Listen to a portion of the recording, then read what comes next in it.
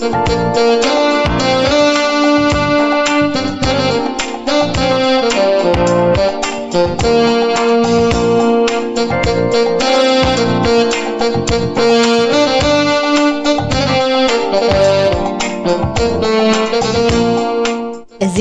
አገልግሎት ድምጽ ሰላምናዩ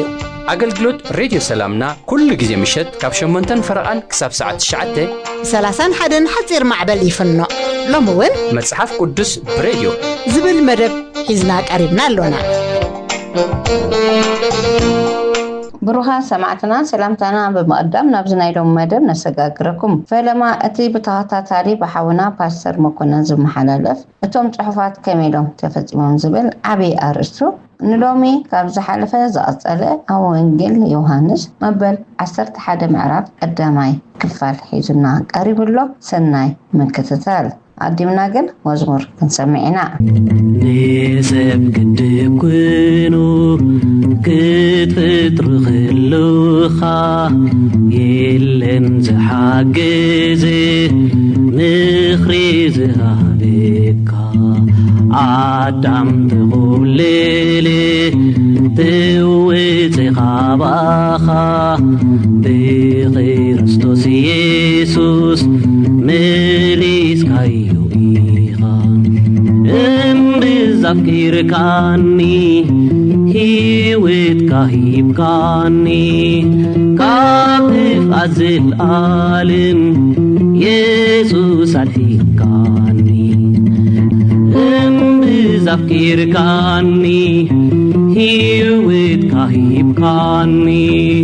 ካብ ጥፍኣት ዘለኣለም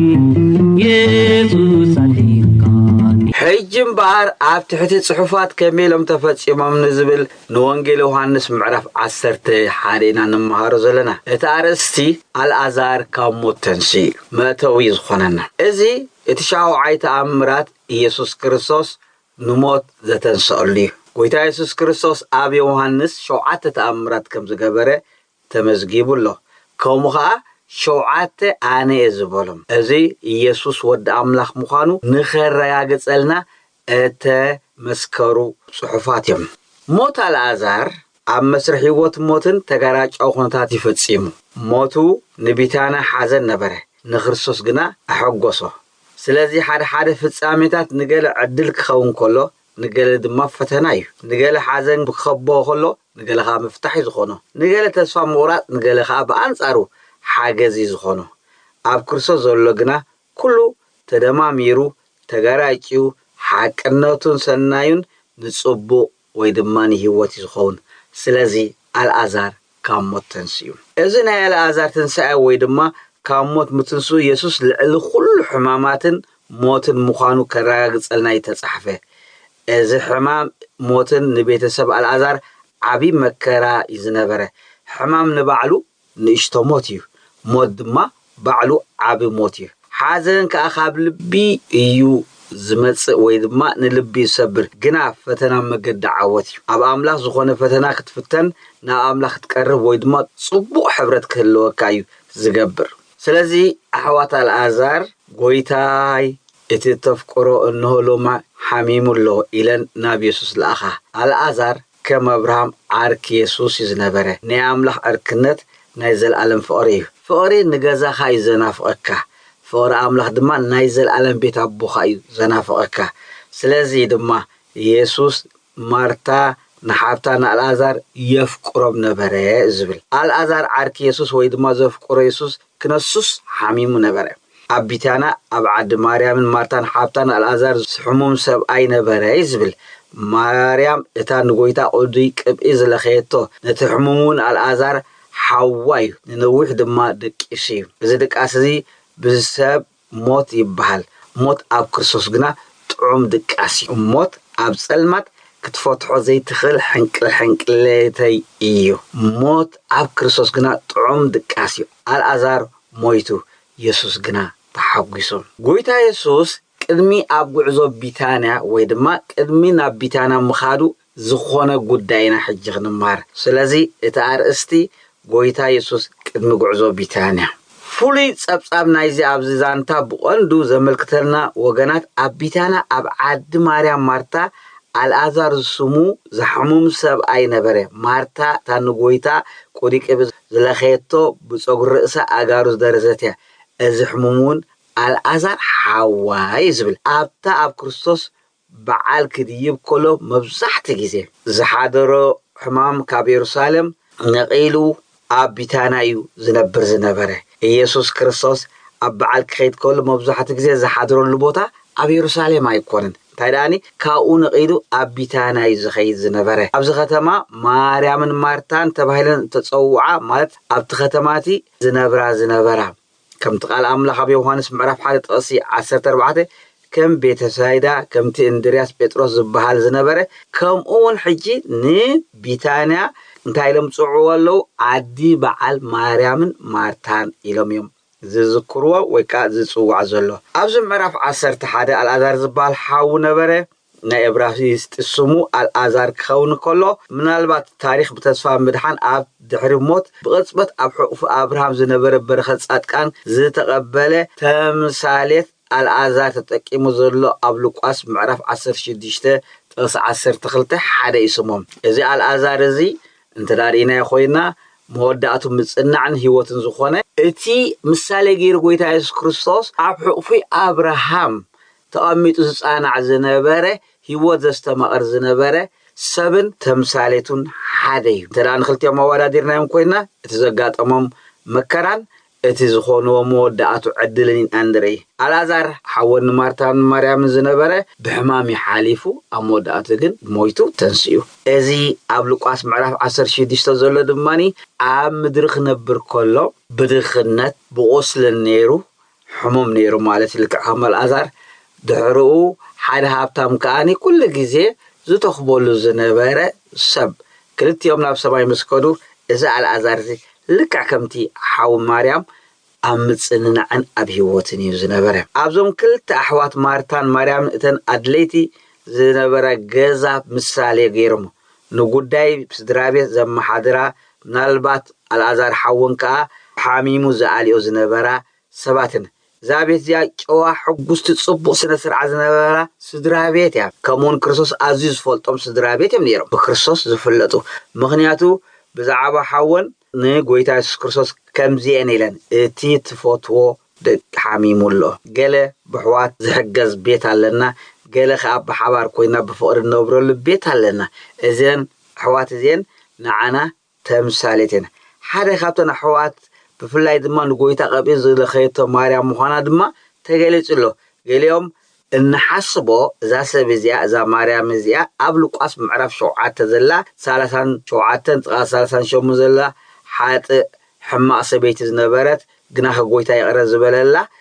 ኮይኑ ዝስምዓና ሰባት ኣሎ ግን ንሳ ካልያ ንሳ ኣመንዝራ ከም ዝነበረት ባዕሉ እቲ ዋና ገዛ ወይ ድማ ንስምዖን እቲ ለምጻም መስኪሩ እዛ ሰበይቲ እዚኣስ ክንደይ ሓጢአተኛ ከም ዝኾነሲ ምፈለጣ ነይሩ ነቢ እንተዝኸውን ዝበለ ማርያም ሓብቲ አልዓዛር ግን ከምኡ ኣይኮነትን ንሳሲ ኣብ ምዕራፍ 12 ዮሐንስ ጥቅስ 3 ዘሎ ኣብ ወንጌል ብዛዕባ እተመስከረ ተመዝጊቡ ዘሎ ቁዲቅብ ዝለኸየቶ እዩ ስለዚ ክልተ ቁዲቅብ ዝለኸያ እታ ኣመንዝራ ዝነበረት ሓጢአተኛ ጎይታ ይቅረ ዝበለላ ከምኡኻ እዛ ማርታ ሓፍታ ዝኾነት እዩ ምክንያቱ ወንጌል ንሓልሕዶም ፈጺሞም ኣይጋጨውን እዮም ወይ ድማ ኣይጠራረሱን እዮም ሓደ ኣመንዝራ ኢሉ ሓደ ክሳይ ኣይብልን እዩ ስለዚ ነናቶም ምዃኖም ክንፈልጦም ኣለና ስለዚ ዮሐንስ በዚ በተደጋጋሚ ኣብ ምዕራፍ 11-12 ሓደ ቦታ ወንጌል ናይ ካልእ ቦታ ይጠቅስ ኣሎ ማለት ቢታንያ ዝብል ቃል እቲ ግን ቢታንያ ቤት ስምዖን ምዃኑ ዝነግረና ካብ ቅንዕና ዘሎ መትከል ፍቅሪ ክርስቶስ ዝመጽእ ፍሉይ ተግባር ፍርሃት እግዚአብሔር ተወፋይነት ኣብ ቅድሚ ተቐባልነት ክረክብ ጥራሕ ዘይኮንስ ኣብ ቤተ ክርስቲያን ዝና ዝረኸበት ሰበይቲ ከምዛ ሰበይቲ እዚኣ ምክንያቱ ጎይታ ከምዚ ኢሉ ኣሎ ወንጌል እዚ ኣብ ተሰብከሉ ዘበለ ኣብ ኩሉ ዓለም እዛ ንሳ ዝገበርቶ ንመዘከሬ ክግበር ብሓቂ እብለኩም ኣለኹ ይብል ማቴዎስ 26:13 እዚና ንምሃር ካብ ዝብጎታ ካብ ቅንዕና ዘለዎ መትከል ፍቅሪ ክርስቶስ ዝመጽእ ፍሉይ ተግባር ፍርሃት እግዚአብሔርን ተወፋይነት ኣብ ቅድሚ ተቐባልነትን ክረክብ ጥራሕ ዘይኮነሲ ኣብ ቤተ ክርስቲያን እውን ውሩይ ወይ ድማኒ ምስክር ኮይኑ ከም ዝቀውም ኢና ማርያም እንመሃሮ ቢታንያ ኢየሩሳሌም ቀረባ ዝነበረት نفسك كبسب ناي حدا معلت قعزو طرحيو زدليو نبيتانا خبصح قرب لعسرة مايل ويدمان 15 كيلومتر أبيلي رحقتها ناي بعل أقلقلوت قليلة أقوى أبي يرسالم يخبر انتنبره أبي يرسالم أبي يهودانقنا زيادة حيال صلوان إذنبرو أب كل بوتا أب إسرائيل بعلات يقبريو كنا أبي يرسالم اتزعابي صلوان زنبرو سلازي نحومات مبصح مسلا أبي يهودا فرات أملاخ زلوم قديتا قوان تنبرو يسوس كريستوس يسوس كمز فوسوس قبرو زنو بزعب حمام الآزار كانت مخيات جنزة تراتر أين بارن الآزار حميمي إلكا محبار كقنع قبؤونيم ويتا يسوس كريستوس أبتخبابي زنبره بزحات سبات فويسيو سلازي إذا نحواتي زين الآزار حميم إلى الآخر قنع تقبار زيت تراتر سرحي الآزار حميمي إلكا محبار قنع زغون تقباريو كافتي أبي يرسالم زلو أبيتانا زلو نوح نأجرق عزوي نيرو الآزار درو كاب حمام حالفو مويتيو من البات توم الأخوات نبي يسوس عايز بزبط حل أوان شعو عارفو خوني خيليم هيك أربع زمان مسمى أم معلت حزن تنياتات مبصح متصنع قديتا نايتم فرات زيابير زلهم أيهودي زنبره سلازي توم قرابتي دحريق أبري نام مجمرة نايم مقبي سرعات كأربو باهلي ناي أيهوداواني دحريق أبري أبارو زمدد قدام يسومن عمي حزن أبغز حزن تنيا أمرت كوفيلكا بعروق تختب الصح يقبر نيري لكع كم زناي زعدنا ازي شبح ويدما ناشو حتى معلت تبايلو زصواع لمديو كساب لومي اب ايهودነት ዝፍጸም ኮይኑ نحازن بمفتح ازيو حاجازي نحازنتኛ ንምጽንናዕ ወይድማ ካብ ሓዘኖም ንምግልጋል ወይ ምፍላይ ازي حاجازي ሓዘንተኛ ንዝቕጽል 3 ሰሙን ማለት ሙት ዝተቀበረሉ ካኡት ሒዞም ካብ ስልማቶም ካብ كل صبو أكادنان كبر نجارن حواسن يقطعوا بيهم حزن مالت إذن عنا ردي أبيتنا ويدما كبابينا النرئين على سب مسموتنا نتفعل عليه كسب 10 تخلتي بحال ويدما خساب 3 ورحي كم دابله كم تخونتاتو تم أزمادن بيتسابن كربان أكادن أمن حواسومن كله قطعوا بيزخونه إذن يمتصنع عمس أبيت زلو أيهدان كم نايت انتاويان هزبتات مبراق مبزحة كزي كاب حياوات سبات موغوس يدوليهم سبات عبيت سبات ميتيهم كسليلهم كويد ما كتسانا نعوهم وطرز قبر إيو فغري قديدوكا سيلي قبري داوكا كسك الفتيخا حاتيات تايكربنيو عيكومني بكدميخا يسوس لنا سلي حاتياتكمكا أسعمنا كابز حالفيز أصلي كريستوس مرقم كوينو كاب مرقم حقي تشايتنا سلسايك فالكن رينا بزفكير كاني هيوت كاهيب كاني كاتف أزل عالم يسوس عليك كاني يسوس يخاف روحي كوحينا هيوتي كمسكينك هياني بمركاف تارح رحتدي ولادتي علي كابعاني لعليخا يسوس سيدي حالي بدمك حاسيبك عصريخا لو تبل حاقيبك تسعم قالاتك تأنجل بذكير كاني هيوت كهيب كاني كاتب أزل عالم يسوس علي يسوس يخاخوحي كوحينا هيوتي زحالفه ክርስቶስ ብዝኸፈሎ ዋጋ ካብ ኩሉ መርገም ነፃ ከም ዝኾና ርኢና ነርና ገላትያ 3:13 እቲ ኣብ ዕንጨይቲ እተሰቕለ ዘበለ ርጉም እዩ ተጻሒፉ ከም ዘሎ ክርስቶስ መርገም ኮይኑ ካብ መርገም ሕጊ ተሻይጥና ዝብል ተበቂሳ እቲ ኣብ ኦሪት ዝነበረ ከቢድ ሕጊ ክትገብሮ ብዘይምኽኣልና ጎይታ ሰብ ኮይኑ መጺኡ ካብ ድንግል ተወሊዱ ሄቱ ንዓና መሲሉ ኣምላኽነቱ ገዲፉ ኩሉ ትንዓና ዝኸብደና ሕጊ ኦሪት ፈጺሙ ንሁሉ ሓጢያትና ድማ ኣብ ገዛእ ርእሱ ብምጽዓን ብዘይ ኣበሩ መርገም ኮይኑ ወይ ገበነኛ ኮይኑ ኣብ ክንደና ተኣጻልና ልክ ሓደ ገበነኛ ካብ ቤት ማእሰርቲ ወጪኡ ኣብ ቤቱ ንኽጸንሕ ዝኾነ ሰብ እንተ ተዋሒስዎ እቲ ሰብ ምዝስወር ናይቲ በደለኛ ሰብ ኩሉ ዝፈጸሞ ወይ ዝተኸሰሰሉ ጉዳይ ኣብቲ ዋሕሲ እዩ ዝፍጸም ንሱ እዩ ዝዕደዮ ወይ ዘቕጽዖ እዚ ዋሕስ ግና ብዘይ ድሌቱ ብምዃኑ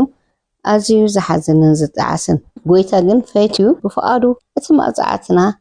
ስለዘይ ንኽእሎ ንዓና ክኣለልና ንሱ እቲ ከቢድ ዋጋ ከፊሉ ብፍቓዱ ዋሕሲ ህይወትና ክኸውን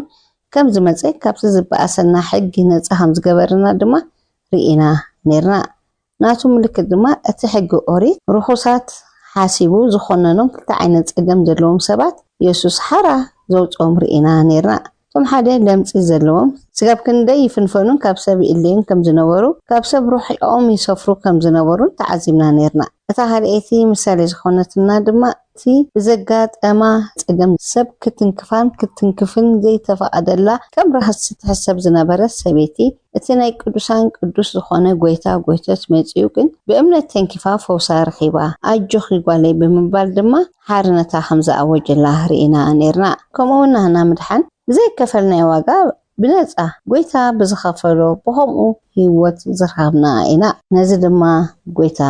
ዝኸፈሎ ዋጋ እዩ ስለዚ ክቡር ዋጋ ከም ዝኸፈልና ርኢና ነርና መቐፀልታ ናቱ ድማ ሕጂ ክንርኢ ኢና ኤፌሶን 2:8-9 ሓደ እኳ ከይምካሕስ ካብ ግብሪ ኣይኮናን እሞ ብእምነት ብጸጋ ኢኹም ዝድሓንኩም እዚ ከዓ ውህበት ኣምላኽ እምበር ካብኻትኩም ኣይኮነን ስለዚ ምንም ክንምካሕሉ ብዘይ ንኽእል ጎይታ ንዓና ብነፃ ህይወት ምድሓን ሂብና ብኸምኡ ብዘይ ዋላ ሓደ ሰናይ ናህና ብዘይ ዓየናዮ ዕዮ ብዘይ ከፈልናዮ ዋጋ ብፍላይ እቶም ካብ ዘርኢ እስራኤል ወፃኢ ዝነበርና ብመጽሓፍ ቅዱስ ኣዘራርባ ኣህዛብ እንበሃል ዝነበርና ካብ ኣምላኽ ርሑቓት እቲ ተስፋ እኳ ንዓና ርሑቕ ዝነበረ ብክርስቶስ ዕድል ረኺብና ቀሪብና ጥራይ ዘይኮንና ወነንቲ ኮይና ውሉድ ተባሂልና ወረስቲ ኮይና ከም ኣብ ዮሃንስ 1:12 እንረኽቦ ቃል ናብቶም ናቱ መፀ እቶም ናቱ ኣይተቐበልዎን ነቶም ተቐበልዎ ዘበሉ ኩሉ ብስሙ ንዝኣመኑ ግና ውሉድ ኣምላኽ ክኾኑ መሰል ሃቦም እዩ ዝብለና እዚ ዕድል ኢና ረኺብና መሰል ውድነት ቀሊል ከይመስለና ኣሕዋተይ እንኳን ዶ ምንም ዘይግባአና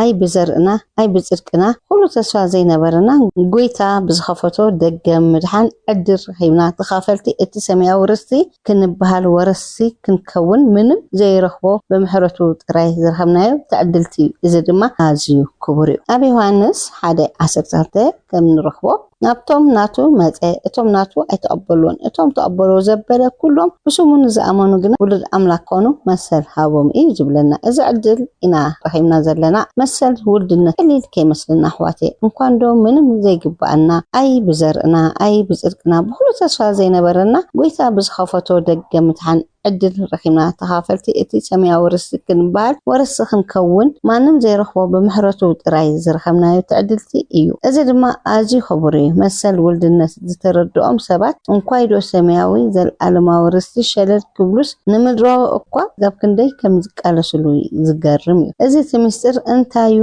መሰል ውልድነት ምርዳእ እዩ ስለዚ እታ ምድራዊት መሰል እኳ ብዓቕማ ዓብዪ ዋጋን ክብርን ኣለዋ ሰባት ምስ ኣሕዋቶም ምስ ወለዶም ብፍላይ ምስ ኣቦኦም ንዓመታት ኣብ ቤት ፍርዲ ኮለጅ ክብሉ ክማጎቱን ክከራኸሩን ገንዘቦምን ሓይሎምን ዝውድኡ መቸም በብወገና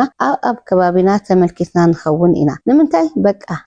ዘይብል መሰል ውልድነት እዩ እዚ ንምርካብ ስጋብ ዝከኣሎም ድማ ይቃለሱ መሰል ውልድነት ስጋብ ክንድዚ ንምንታይ ኣድህቦ ዝወሃቦ እንተልና ክብሪ እዩ ሃብቲ እዩ ርስቲ እዩ ዕረፍቲ ድማ እዩ እቲ ምክንያት ክንዝርዝሮ ንፍትን ኢና መሰል ውልድነት እንተለካ ወናኒ ኢኻ ወራሲ ኢኻ ብፍላይ ካብ ሃብታም ኣቦ ወይ ወላዲ እንተተወሊድካ ብዙሕ ሓለፋታት ስለዘለዎ ወይ ስለትረክብ ቀሊል ኣይኮነን በቲ ናይ ውልድነት ደገ ኣቲኻ ብዙሕ እትረኽቦ ብፅሒት ኣለካ ምንም ከይሓወስካ ውሉድ ብምዃንካ ጥራይ ተኻፋሊ ሃብቱ ርስቱ ጉልቱ ጥሪቱ መሬቱ ወርቁ ብሩሩ ኮታ ኩሉ ገንዘቡ ኣለኒ ዝብሎ ተኻፋሊ ኢኻ መን ዝበካ እቲ ናይ ወልድነት መሰልካ ግን ዋላ ወዲ ድኻ እንተ ኮይንካውን ምንም ትወርሶ ሃብቲ ዘይብልካ እታ ሽም ተገድሰካያ معركة كبرتك ودي الجلخة بهالطري مش حواتك تماقط ويمسبها بفلاي كاب حدار وزعي بدجز تولد سب انت خينو ولا كله هابتي انها لو نتا شم راي كركب يكرخر لو ممو اتموقت وي كركر يحصر زبل ميلا مع بالي سلازمت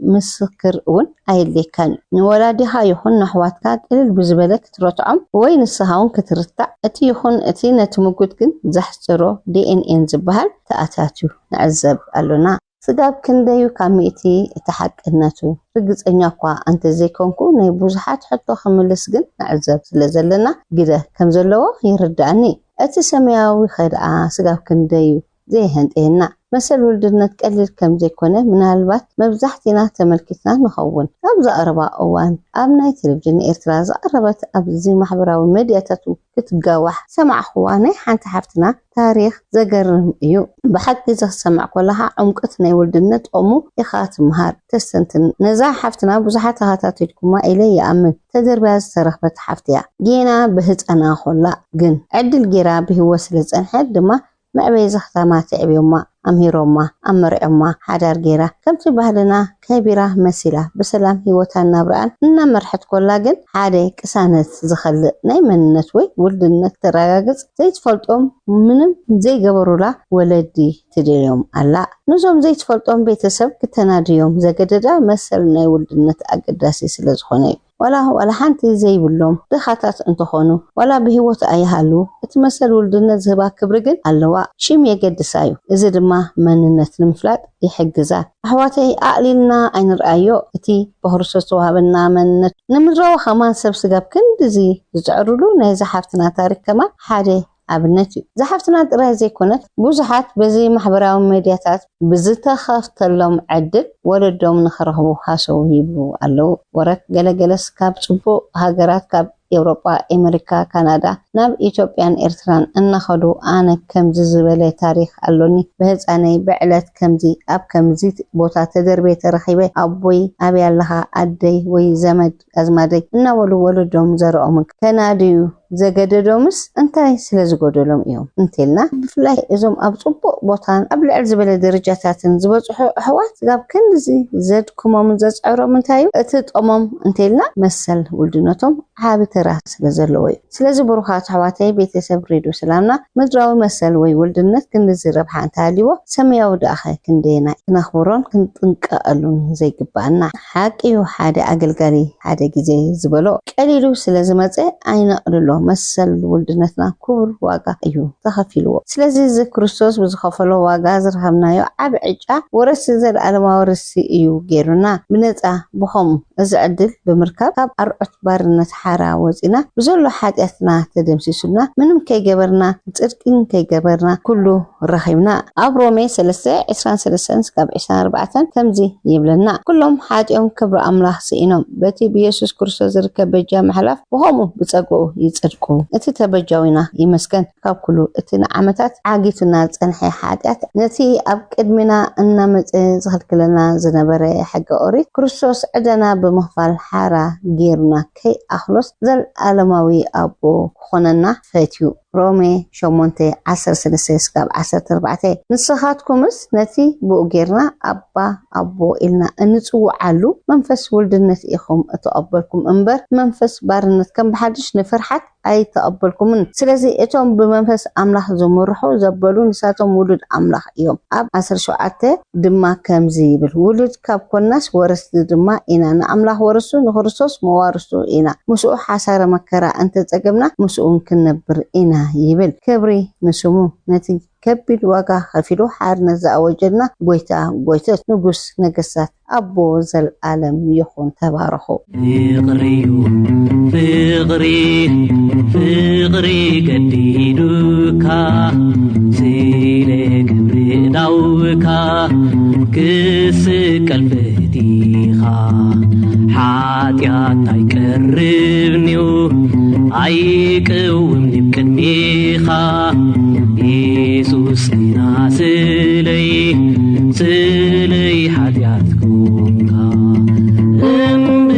زفكيركاني هيوت كهيبكاني كاتف أزل عالم يسوس عليكاني يسوس يخاف روحي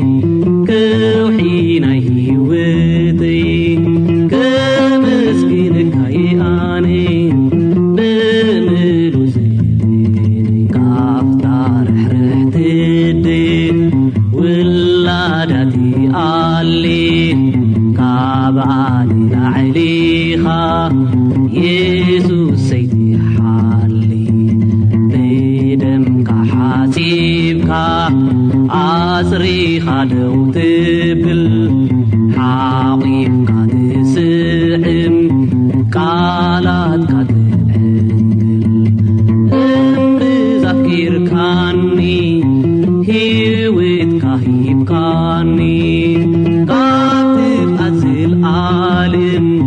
يسوس عليكاني ولدي مرقم حديقنا سلدقنا نبصلت نملس حوارا باولوس ابتي اموداتا زمن كفو زمن كم زمتسا تنكرنا له سلازي نتا امونغونان امونغو دقنان تفطير زلو ناي عدمه غاك نخنردهم كيكالنا اذاننا ندقل بنان كفنا نخنسمعهم انتي سلغزا رسنا مخل نصلي بسنك اب كل كرنعات هيوت زغاطمم صقطي وطري فرهي مشقرا كاب زيدليو حدغنيا وسانيتات تدحينهم قرعون تعين رحق زعلمه هيوت نخمرحو نصليلهم كابتي ابلعلي من اسيات تفنيو زلو منفس ناي رخصت عبدانن قبره سدماونتن كالن نخعقبو نتحقنيا مقد املاح كيرخبو بعرفتي نخملالسو نتي ابز عالم زيا زغزء زلو كفو منفس بنصورا لليوم كامرببو حرا خوينم نتصبق بمدلاي هيوتهم اب تحت منفس قدسن قال املاخن نخغزو نصليلهم كاب تعبيتن تمكحتن ريحقهم نغزا رسوم تحت بمبال نغص عبيتي كفرون كخورون نصليلهم دغاغيمنا نصليلهم يسوس يخاخوحي كوحينا هيوتي كمسكين كاياني بملو زيني كورا سمعتنا አገልግሎት ድምጽ ሰላምና ይኹም ክትከታተሉ ጸኒሕኩም بإنترنت نتكتاتلو أمربب حبريتا www.salamna.org ترخبنا كم أون بفيسبوكن بيوتيوبن أب Voice of سلامنا ترخبنا حتى رأيتو ويكا كتبركتو وقت دليو حبريتا مزهلوكم Voice of سلامنا@yahoo.com إلكم سلدلنا صباح منسين هيواتن زبل مدبنا كتكتاتلو بخبر نعدمكم أبسل ما يسلطنكا عب كله تقسر بحيلي كرمخا يشف شباب كرميخا قويتا قويتا قويتا يشف شباب كرميخا قويتا قويتا سرحكا زي مرمى بإيد سب زي كتر عمرو زي بتحوم قالت سباي قلتون يشف شباب كرميخا قويتا قويتا قويتا يشف شباب كرميخا قويتا قويتا قويتا على صايح السبب عبت معدو خينا خبر القوتا أقول يدرى الشوي على صايح السبب عتمع دوغينا يسوس خبر القوتا أقول يدرى الشوي الانسى بلالي الانسى بلالي الانسى بلالي الانسى بلالي الانسى بلالي الانسى بلالي الانسى بلالي الانسى بلالي نقول تابلولي نقول تابلولي نقول تابلولي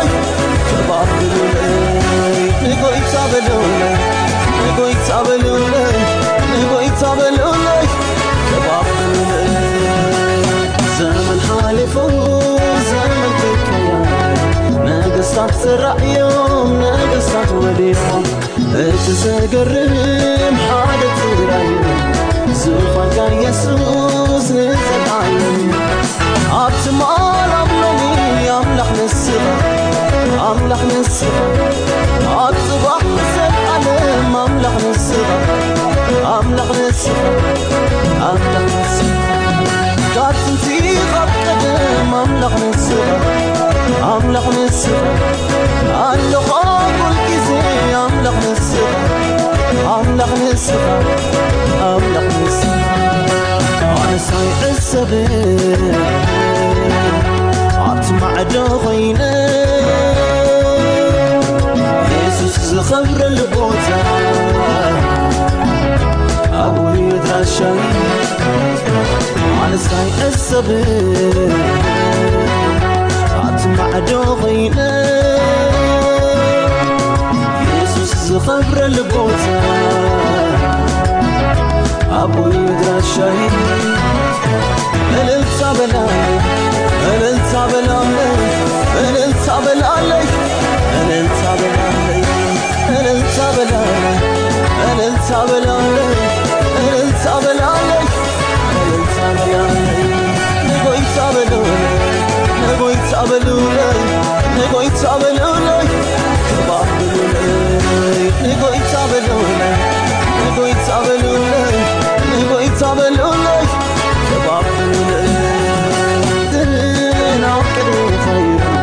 حايل تبقين أم مقدس كيل عينك كارئو ما يدور سبن أفكرني قد كاس من كبير أبتمال أملوني أملح نسبة أملح نسبة أصبح سد علم أملح نسبة أملح نسبة أملح نسبة كاتنتي قدم أملح نسبة أملح نسبة ألق أقول كذي أملح نسبة أملح نسبة